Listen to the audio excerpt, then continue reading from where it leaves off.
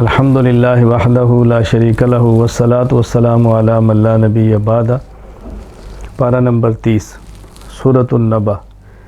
اس صورت میں بطور خاص اللہ تعالیٰ نے قیامت کا ذکر فرمایا ہے، قیامت کی ہولناکیوں کا ذکر فرمایا ہے، اور اہل جنت کے لیے انعامات کا ذکر فرمایا ہے، قیامت کے دن کافر کی حسرت کا ذکر فرمایا ہے۔ سورۃ النازعات۔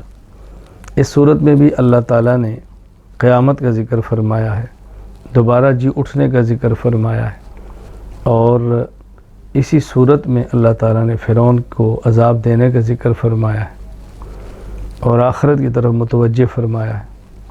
سورہ عبس۔ اس میں بنیادی طور پر ایک نابینا صحابی عبداللہ بن ام مکتوم رضی اللہ تعالیٰ عنہ کا ذکر فرما کے یہ بات سمجھائی ہے کہ غیروں کی بجائے اپنوں کا زیادہ خیال کیا جانا چاہیے، غیروں کی بجائے اپنوں پر توجہ زیادہ دینا چاہیے۔ اپنوں کا حق پہلے ہے، غیروں کا بعد میں ہے۔ طلب والے کا حق پہلے ہے، بے طلبوں کا بعد میں ہے۔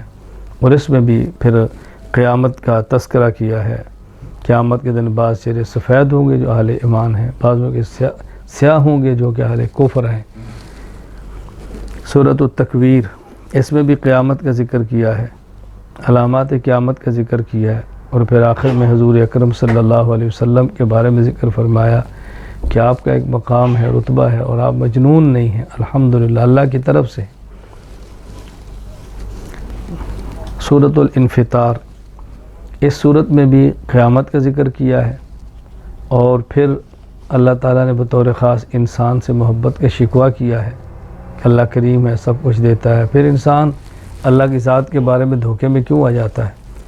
کرامن کاتبین کا ذکر کیا ہے، اور ابرار نیک لوگ جنت میں جائیں گے، فجار برے جہنم میں جائیں گے، یہ بات سمجھائی ہے۔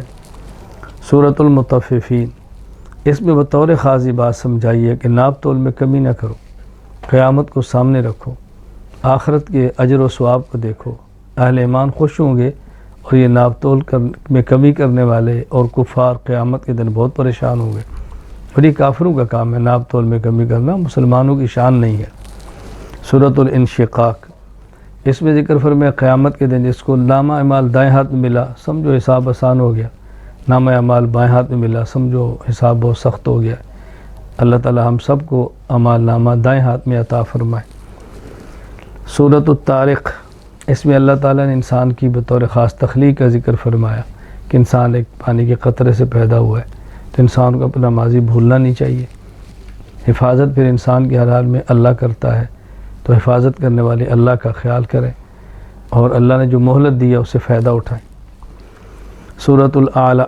اللہ تعالیٰ نے اس میں تسبیح اور تقدیس بیان فرمائی ہے، قرآن کریم کی حقانیت بیان فرمائی ہے، قرآن کریم کی حفظ کا آسان ہونا بیان فرمایا ہے۔ سورۃ الغاشیہ۔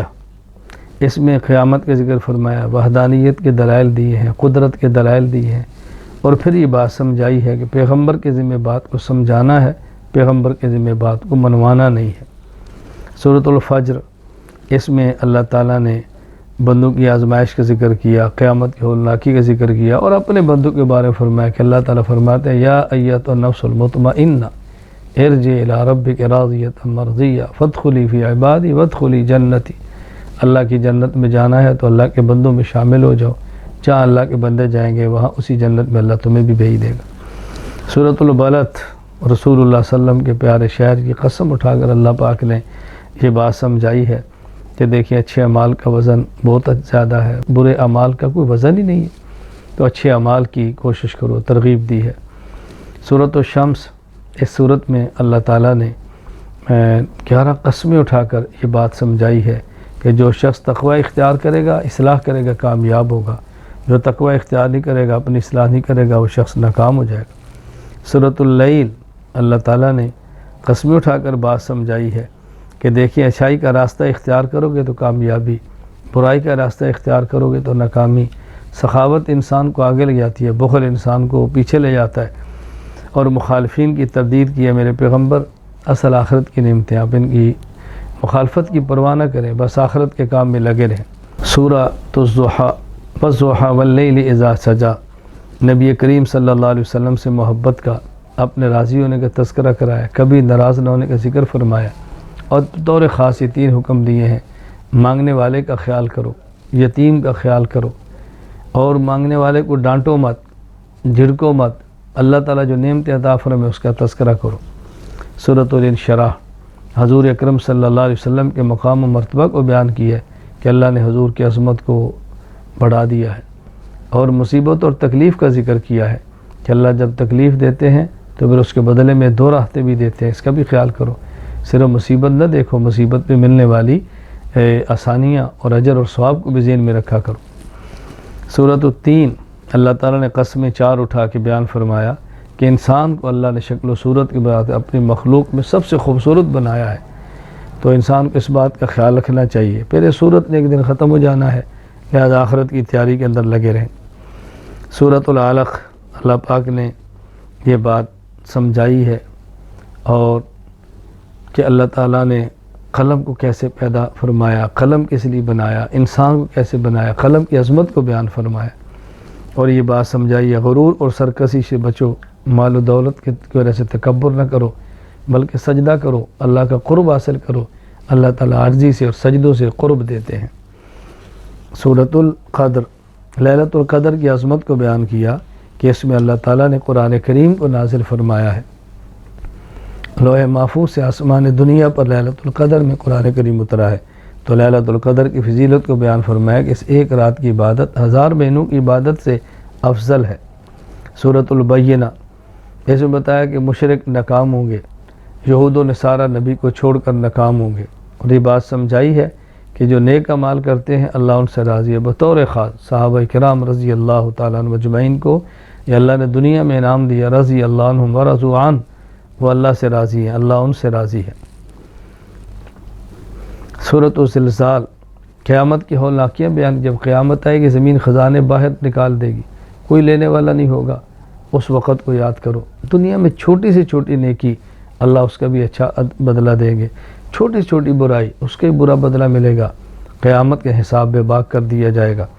سورۃ العادیات دوڑنے والے گھوڑوں کی قسمیں اٹھا کر یہ بات سمجھایا کہ دیکھو گھوڑا وہ جانور ہے جس کا کھاتا ہے، اس کی بات کیسے مانتا ہے، تو تم انسان ہو، نہ شکری مت کرو، جس اللہ کا کھاتے ہو اس اللہ کی اطاعت بھی کرو۔ سورۃ القاریہ قیامت کا ذکر کیا، اور پھر یہ بات سمجھائی کہ جن کے اعمال نیک ہوں گے ان کا اعمال نامہ وزنی ہوگا، جن کے اعمال نامہ غلط ہوگا، گناہ زیادہ کی ہوں گے، ان کا اعمال نامہ بہت ہلکا ہو جائے گا، اور قیامت کے دن اعمال کو گھنا نہیں جائے گا، تولا جائے گا۔ نیک اعمال کرو اور اخلاص کے ساتھ کرو۔ سورۃ التکاثر انسان کو بتایا کہ اللہ نے جو نعمتیں دی ہیں تمہیں غفلت میں نہ ڈالے، اللہ کی نعمتوں کا شکر ادا کرو، قیامت کے دن ایک ایک نعمت کا تم سے حساب ہوگا۔ سورۃ العصر اللہ تعالیٰ نے قسم اٹھا کر یہ بات سمجھائی ہے، کامیاب وہ شخص ہوگا جس کا عقیدہ ٹھیک ہو، اعمال سنت کے مطابق کرے، پھر صحیح عقیدہ نیک عمل کی دعوت دے، اگر اس دعوت پر کوئی مشکل آ جائے تو اس کو خندہ پیشانی سے برداشت کرے۔ سورۃ الہمزہ اس میں اللہ نے سمجھایا کہ مال گن گن کے رکھنا، بخل کرنا، چغل خوریاں کرنا، دوسروں کا مذاق اڑانا، تانے دینا، یہ انسان کو برباد کر دیتا ہے۔ سورۃ الفیل وہ واقعہ بیان کیا کہ جب ابرہہ لشکر لے کر آیا تھا کعبہ کو گرانے کے لیے، اللہ نے چھوٹے چھوٹے پرندے ابابیل بھیجے اور اس کے لشکر کو تباہ و برباد کر دیا۔ عبرت حاصل کرو، اللہ کے دین کو مٹانے کی بات نہ کرو، اللہ کے دین کی مدد کرو۔ سورۃ القریش اس میں یہ بات سمجھائی کہ دیکھو اللہ تعالیٰ تمہیں رزق بھی دیتا ہے، اللہ تعالیٰ تمہیں امن بھی دیتا ہے، اس اللہ کی عبادت کرو جو امن اور تمہیں رزق دیتا ہے۔ یہ بات سمجھائی، اصل چیز تو عبادت ہے، اور عبادت کا ماحول بنتا ہے اچھی معیشت سے اور امن سے، لہذا ایسے حالات پیدا کرو کہ جس سے امن بھی ہو، معیشت بھی اچھی ہو، اور اللہ تعالیٰ کی عبادت کے اندر لگے رہو۔ امن اور معیشت سرکشی نہ کرو، اللہ کی نعمت سمجھ کر اللہ کے سامنے جھک جاؤ۔ سورۃ الماعون یہ بات سمجھائی ہے، بخل نہ کرو، نماز کی پابندی کرو، نماز میں غفلت نہ کرو، چھوٹی چھوٹی چیزیں کھانے پینے کی ہوتی ہیں یہ دیا کرو، اتنا بھی آدمی بخیل نہ ہو کہ چھوٹی چھوٹی چیزیں بھی روک کے رکھ لے، تو سخاوت کرو، بخل سے بچو، نمازوں کا اہتمام کرو، سستی سے بچو۔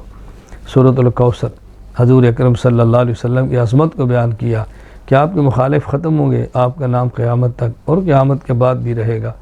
رسول اکرم صلی اللہ علیہ وسلم کی عظمت کو بیان فرمایا۔ سورۃ الکافرون، اس میں عقیدہ شرک کا رد کیا ہے، بنیادی طور پہ شرک کی نفی کی ہے۔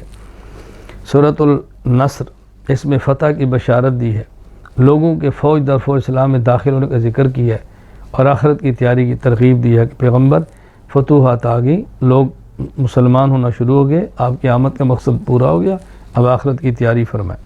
سورۃ اللہب، رسول اللہ صلی اللہ علیہ وسلم کا دشمن ابو لہب اور اس کی بیوی کا انجام بد بیان کیا ہے کہ کس طرح برباد ہوئے، اور آخرت کے اندر بھی وہ جہنم کے اندر جائیں گے، مال اور اولاد ان کے کام نہ آ سکی۔ سورۃ الاخلاص، اس صورت میں اللہ تعالیٰ نے توحید کو بیان فرمایا ہے۔ سورۃ الکافرون میں شرک کا رد ہے، اور سورۃ الاخلاص میں توحید ہے۔ یہ دو صورتیں بہت محبوب ہے، عام طور پہ فجر کی نماز میں، فجر کی سنتوں میں پہلی رکعت میں سورۃ الکافرون اور دوسری رکعت میں سورۃ الاخلاص پڑھنے کا اہتمام کرنا چاہیے۔ آخری دو صورتیں سورۃ الفلق اور سورۃ الناس، اس میں یہ بات سمجھائی ہے کہ انسان کو چاہیے انسانوں اور جنات کے شرور سے پناہ مانگے، اللہ تعالیٰ کی حفاظت میں آئے، اور جادو سے بھی بچنا چاہے تو اللہ سے، اللہ کی پناہ میں آئے، وسوسے سے بچنا چاہے تو اللہ کی پناہ میں آئے۔ ہر حالت میں انسان کو چاہیے کہ شرور اور فتنوں سے بچنے کے لیے اللہ کی پناہ میں آئے۔ اللہ تعالیٰ نے سورۃ الفاتحہ سے قرآن کریم کو شروع فرمایا، سورۃ الناس پہ ختم فرمایا۔ سورۃ الفاتحہ میں دو چیزیں ہیں، ان کے مانگنے کی بات کی کہ اللہ سے مانگو، نمبر ایک مدد اللہ سے مانگو، نمبر دو صراط مستقیم اللہ سے مانگو۔ مدد مل گئی، دنیا میں غالب آ گئے، صراط مستقیم مل گیا تو آخرت ٹھیک ہو گئی۔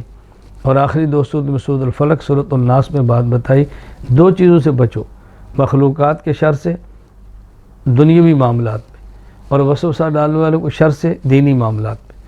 دنیاوی معاملات میں مخلوق کے شر سے بچ کے تو دنیا بہتر ہوگی، وسوسہ ڈالنے والوں کے شر سے بچ کے دینی معاملات میں تو آخرت ٹھیک ہوگی۔